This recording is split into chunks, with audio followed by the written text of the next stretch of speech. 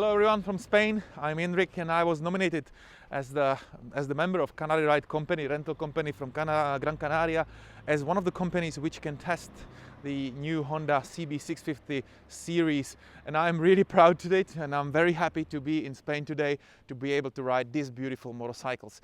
So we have the 650. It's a very highly expected bikes, I have to say, due to, I can tell you my numbers on my YouTube channel on videos from EICMA and Motorcycle Life exhibition. There is loads of interest about these new naked bikes because the 650, the previous generation, really needed to be updated, and it happens for 2019. And I am very happy to be here today at this event in Spain to be able to test and bring you the first riding impressions of these new Honda series. So this is CB650R. It's completely redesigned and updated.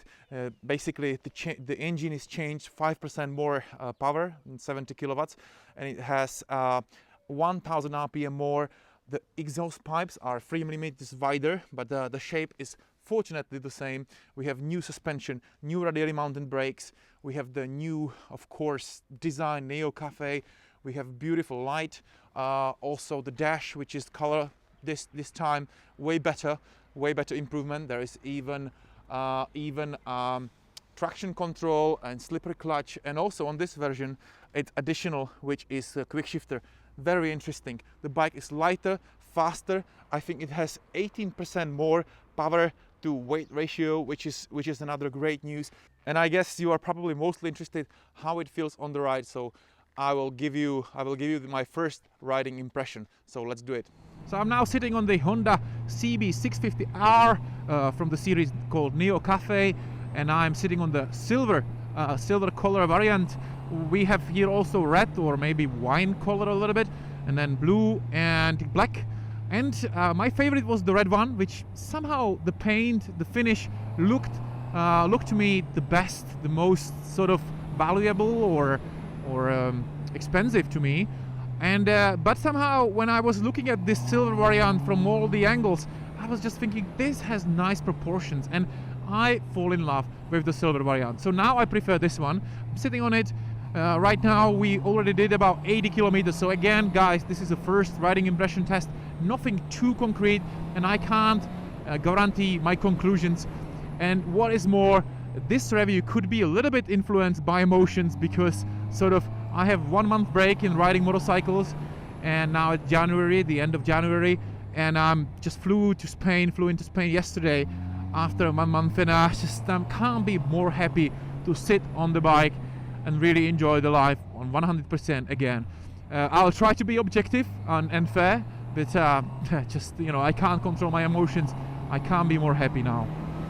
So this is the new Honda CB650R. I think there is a huge interest about this bike, not only because of the price, but also, which is very friendly, but also it's because it's only, small amount of bikes in this category with 4-cylinder. And to be punctual, it's actually just 2 bikes, this one and probably the Suzuki GSX S750. And Honda always had this bike in this group, but the previous generation needs to be actually upgraded, and the upgrade is this one. So first of all, the engine was reworked, as I probably already told you. 1000 RPM more. It has 5% more output or power if you want. 70 kilowatts, exactly as much as you can have to actually restrict the bikes to A2 riding license, 35 kilowatts. So that's great. It has some changes on the piston spark plugs intake, which is now from the 2 double-sided, and then it have a upgraded exhaust with an amazing sound. One of the greatest things on this bike is the sound, which you hardly would find, on the 2-cylinder or 3-cylinder bikes, which could be perceived as competition. This sound is amazing, and we have the sound engineer and vibration engineer from Japan, which worked on this bike. So I talked to him yesterday, and he did a great job. The exhaust pipes are 3 millimeter wider to have a little bit more, sort of louder sound, more air output, and I just really enjoy it. And the sound, you need to have the proper sound on the bike. And of course there are better ones and aftermarket options of etc.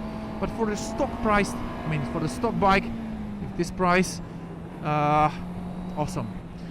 Also, the engine is very friendly to use, and it offers a whole set of variants where you can ride it from 4,000 to 6,000, 6,000 to 8, 8 to 10, 10 to 12, which is just great. And it's always a little bit different motorcycle with a little bit different sound, and I just really enjoy to change these modes of riding just using your throttle. And it's something you would again hardly find on the two-cylinder MT-09 or SV650 Suzuki or anything like that. And I'm not saying these bikes are bad or anything like that, but it's just very different, and I am very happy for this fresh air in the category of middleweight naked bikes. Maybe the feeling of the engine, we were riding in the group today, and yes, that it happening. I mean, it has enough power almost any time, but it can happen that you need to down gear to maybe second gear if you really want to keep up with others. And sometimes you feel it when you have steep hill or anything, you just need to go on the second. But to be honest, almost even on my XSR 900 I need to do it sometimes, and when I ride with Ducati people I need to even put first gear sometimes, so I don't consider this as a problem. It's not the fastest bike, but it's really fun to ride it, and it's also good for beginners, I would say. So the engine is great. This version has even a quickshifter. I will probably show you the quickshifter in the function soon. It's very good. It's additional accessory, but and it only works up gearing. When you gear up, it has a cable throttle, which is an interesting thing, and the reaction are good. Once you have your throttle already there, it's the reaction of changing it's very smooth, like 4-cylinder, but on and off it's a little bit nervous, and it's probably one of the small disadvantage of the bike, or one of the things I already discovered on it, which could be a little bit easier. You have to get used to it, and probably will have no problems. When we're speaking about the disadvantages, another thing I don't like on the bike are the metal tires, which just don't feel as good as the Dunlops which you can find on the CBR version. So I hardly can find the certainty or the trust to these tires, especially on these Spanish roads today. But again, it can be just a matter of to be used to it. But yes, again, this engine is beautiful. Again, it's not the fastest, but I'm really having fun. And the quickshifter, it's so smooth, so fast. And again, once you are in a long radius curve, it feels so stable. And also on the throttle, you are not afraid to change the position of the throttle because it's 4-cylinder, and it's so smooth as I like it. Again, if you really want to go fast, you need to gear down once or twice, but we all know these are 4-cylinders, right? We have also new dash, new design. The dash is a color, and it's way better than on the previous generation, but it's not brilliant. It's a little bit dim, and on the direct sunlight of the Spain, of course, you don't see all the details. You see the current gear, which is quite visible, but then maybe if you want to see the RPM right now, it would take you a lot of time, which you obviously don't have when you ride a motorcycle.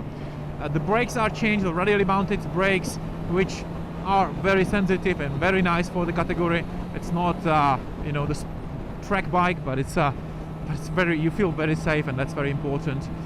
There are also emergency lights when you hit the brake strongly and you stop the bike. It will blink, all four blinkers, which is a nice feature. The bike is lighter than the previous generation, about 6 kilos. So I think the wet weight with all the full tank is about 202 kilos, and it's also due to a new frame, new subframe, I believe. Loads of changes, new wheels it has, and but it also has the less fuel and less oil. I think 0.8, like 8 deciliters of the oil less, and then 2 liters, I guess. So it's supposed to be like 15 liters tank, which is a critical. Like some people criticize it because of you have less kilometers range, but my consumption is about 6 liters, even when you ride quite hard. So I think it's not such a big issue.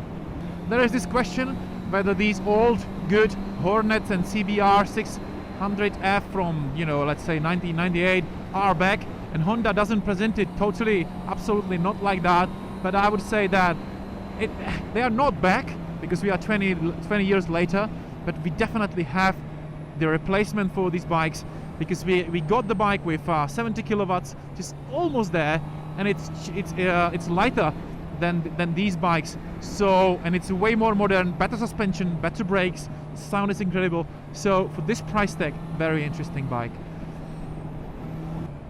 So again, guys, this was just a short test.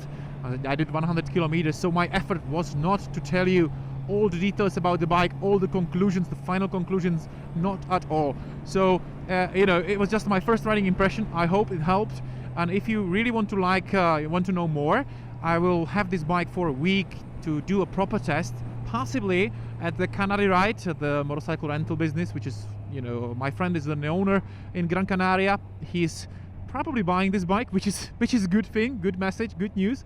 And I'll be testing the bike there or in the Czech Republic, and then I'll tell you my conclusions and anything else. But if you want to ask anything, just let me know in comments. I'm happy to answer. And if you like my video, just hit the subscribe button or like button, and see you soon at the next episode. Thank you very much, and bye, guys.